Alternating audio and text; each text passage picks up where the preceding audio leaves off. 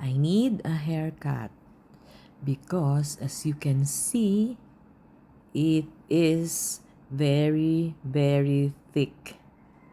Diba ganyan yung hair ni mama nyo? Parang piluka na. So, kailangan nating ipa-trim. Okay? And yan si ate, yun ang aking stylist every month.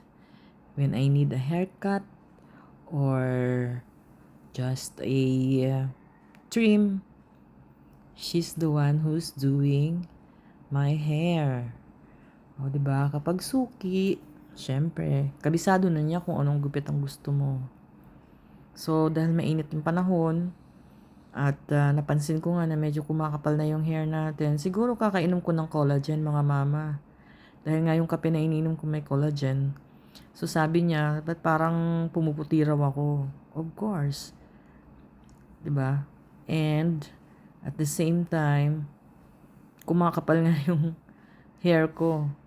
Gawa nga rin siguro ng collagen. So, adjust.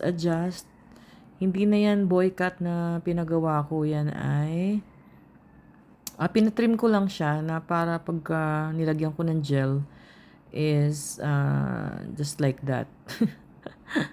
Yun, 'di ba? So, I have to do a voice over because may music kasi dyan sa saloon.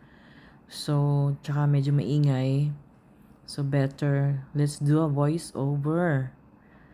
Ayan, so, gusto ko dyan sa kanya kasi talagang tinututukan niya yung hindi nagmamadali, ganyan, di ba? Tapos, yan, talagang susundin niya yung gusto mo, hindi yung gusto niya. So, kung ano instruction ang binigay mo, yun din ang gagawin niya.